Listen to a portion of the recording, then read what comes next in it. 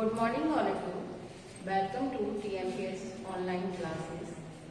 आज हम class 10th में साहित्य सागर का चैप्टर भेड़ें और भेड़िया, जिसके राइटर हैं हरिशंकर परसाई जी। हरिशंकर परसाई जी का जन्म मध्य प्रदेश के होशंगाबाद जिले में हुआ था। परसाई जी बहुत महान लेखक हैं। इन्होंने सामाजिक और राजनीतिक दोनों ही के जीवन पर अपना जो भ्रष्टाचार फैला हुआ है उस पर व्याप्त व्यंग, सटीक व्यंग किया हुआ है। आपकी जो ये भेड़े और भेड़िए जो कहानी है, इसमें भी हरिशंकर परसाई जी ने आज के व्याप्त नेतागिरी पर जो भ्रष्टाचार है कि नेता लोग किस तरीके अपना चुनाव जीतने के लिए चाले चलते हैं, किस तरीके की अपनी बातें मनवाते हैं और जनता को किस प्रकार बेवकूफ बनाकर अपना बहुमत हासिल करते हैं। हरिशंकर परसाई जी ने इसमें एक ऐसे जंगल, ऐसे वन प्रदेश की कहानी बताई है जिसमें भेड़ों की संख्या अधिक है और भेड़ियों की संख्या कम है। यहाँ तक कि भेड़ों की संख्या बताई है 90% भेड़े और उसमें छोटे जीव जंतु हैं और भेड़िए जो है 10% है। भेड़ियों का शौक है भेड़ों का शिकार करके उनको मार के खाना। तो एक बार जब भेड़ों को लगा कि हम अब हमारे लिए ऐसी कोई उचित व्यवस्था होनी चाहिए जिस प्रकार की मनुष्य समाज में प्रजातंत्र की व्यवस्था है, उसी प्रकार हमें भी अपने समाज में एक प्रजातंत्र की स्थापना करनी चाहिए। और ये बात पूरे जो भेड़ों का जो समाज था वो सबने एक मत होकर उसकी सहमति दी। इस तरीके उन्होंने वन प्रदेश में अपने प्रजातंत्र की स्थापना की। स्थापना करने के बाद उसमें प्रतिनिधि चुनने के लिए उन्होंने चुनाव का समय रखा। ये बात पूरे जंगल में एक हर्ष की लहर की तरह दौड़ गई। जब भेड़ियों को ये बात पता चली तो भेड़िए लोग परेशान होने लगे। उनको पता था कि बहुमत भेड़ों के ही हक में जाएगा, क्योंकि भेड़े और जो छोटे जंतु जानवर हैं वो सभी हमारे जो है हमको ना चुन करके अपना बहुमत भेड़ों को देंगे, तो भेड़े जो है अपना ही प्रतिनिधि चुनेंगी और उनका कानून व्यवस्था बनवाएंगी कि कोई भी जंतु दूसरे जंतु को ना मारे, अर्थात कोई भी शिकार न करे मांस का, और एक दूसरे जानवर की रक्षा हो। इस बात से चिंतित भेड़िया जो है परेशान होने लगे और भेड़िया बड़े उदास होकर बैठे हुए थे। वो सोचने लगे कि अब तो या तो हमको इस जंगल को छोड़कर जाना पड़ेगा या इसी जंगल में रहना है। तो जिस प्रकार भेड़ें घास खाती हैं उसी प्रकार हमको भी शाकाहारी बनना पड़ेगा। इसी चिंता में एक दिन भेड़िए बैठे हुए थे तो सियार, जो कि गीदड़ होते हैं, आपने देखा होगा कि सियार जो है, गीदड़ जो है, हमेशा डायरेक्ट शिकार नहीं करता है और दूसरे जानवर के द्वारा किए गए शिकार के बचे कुचे टुकड़ों, हड्डी में जो मांस लगा रहता है उसी को खाकर अपना पेट पालन करता है।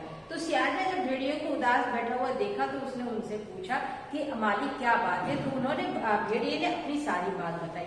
भेड़िए ने सारी बात बताई तो सियार उनको योजना बताने लगा और उसने थोड़ी देर ध्यान लगाया और ध्यान लगाने के बाद उसने अपनी एक योजना भेड़िए को बताई कि अगर बहुमत आपके पक्ष में हो जाए तो क्या बात है। भेड़िए ने कहा कि बहुमत हमारे पक्ष में कैसे हो सकता है, क्योंकि हम तो 10% ही भेड़िए हैं और 90% जो है हमारी भेड़े हैं और छोटे जंतु हैं, तो वो हमें अपना प्रतिनिधि क्यों चुनेंगी और हमारा बहुमत किस प्रकार होगा। उसने तो सियार ने कहा कि नहीं, अगर हो जाए तो आप बताइए। तो भेड़िया उस बात पे तैयार हो गया। तो सियार ने क्या किया, दूसरे दिन 3 सियारों को 3 रंग में रंगी लेकर आया। एक को पीला, एक को नीला और तीसरे को हरे रंग में रंग कर लेकर आया। तो भेड़िए ने मुझसे पूछा कि ये भेड़िए जो तीनों हैं ये किस काम के हैं। उसने बताया है कि आप कोई बात नहीं, आप हमारे जैसा मैं कहता जाऊं वैसा आप करिए। उसने भेड़िए को भी माथे पर तिलक लगाया, गले में माला पहनाई, कंठी पहनाई और मुंह पर उसके जो है घास के तिनके खोज दिए और भेड़िए से कहा कि आपको मेरी 3 बातें विशेष रूप से ध्यान रखनी होगी। एक तो ये कि आप बिल्कुल बोलेंगे नहीं, दूसरा अपनी निगाहें नीचे रखेंगे, तीसरा आप भेड़ों को देखकर, क्योंकि वहां पे बहुत सारी भेड़ें आएंगी तो कोमल कोमल सुंदर सुंदर भेड़ें होंगी तो उनको खाने के लिए टूट मत पड़िएगा। ये 3 बातें उसने सियार ने भेड़िए को समझाई। ऐसा समझा करके सियार भेड़िए को और अपने तीनों रखे हुए सियारों के साथ सभा में ले जाता है। जिस सभा में पहले से ही सियार ने भेड़ों के पास खबर पहुंचाती थी कि एक संत भेड़िया आ रहे हैं जो आपका भला चाहते हैं, उनके दर्शन के लिए सभी लोग एकत्र हो जाएं। जब भेड़ें सारी एकत्र हो गई और उन्हीं भेड़ों के बीच में सियार ने कुछ अपने भी सियार बैठा दिए थे जो उसकी सहमति पर जय जयकार करते थे और सहमति देते थे। असलियत में इसी प्रकार आज हमारे मानव समाज में भी नेता लोग यही करते हैं कि आम पब्लिक के बीच में, प्रजा के बीच में अपने कुछ चापलूसों को, चेलों को या उनके जो लोग होते हैं उनको बैठा दिया जाता है और जो नेता गलत या सही बातें बोलते हैं उनकी सहमति के लिए वो लोग जय जयकार करने लगते हैं। ऐसा ही सियार ने किया।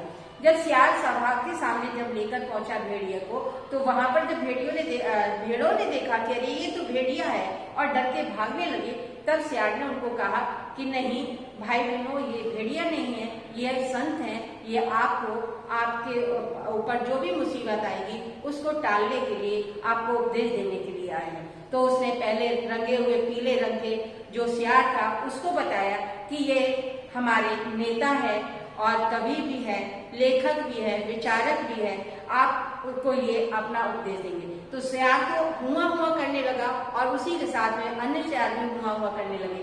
तो पोल खुलने वाली थी, तभी उस बूढ़े सियार ने उस बात को संभाला और उसने कहा कि ये कहना चाहते हैं कि जो स्वर्ग से आया है बात, और ये कोरस में अपना गीत गा रहे हैं। इस प्रकार पीले रंग वाला जो राइटर था उसके बारे में भी सियार ने बताया।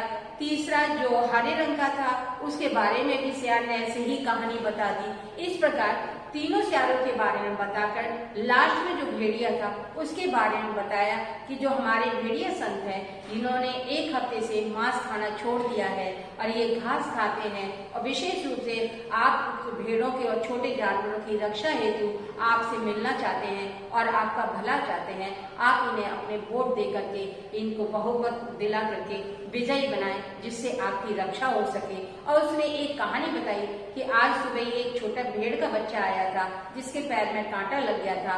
उस कांटे को महाराज भेड़िए ने अपने दांतों से निकाला, लेकिन उस दर्द को वो सह नहीं पाया और चल बसा। तो उस भेड़ के बच्चे का अंतिम संस्कार भी भेड़िया संत ने किया। यह उस बात को इस प्रकार घुमा करके कहना, जबकि उस भेड़ के बच्चे का शिकार भेड़िए ने खुद किया और उसको मारकर खा गया। इसी प्रकार जो इस तरीके की घुमावदार बातें जो आम जनता में आजकल हमारे नेता लोग फैलाते हैं, सेम वही बात यहाँ पर सियार ने भेड़ समाज के सामने रखी। इसी तरीके का हमारी दुनिया में भ्रष्टाचार व्याप्त है। Thank you class.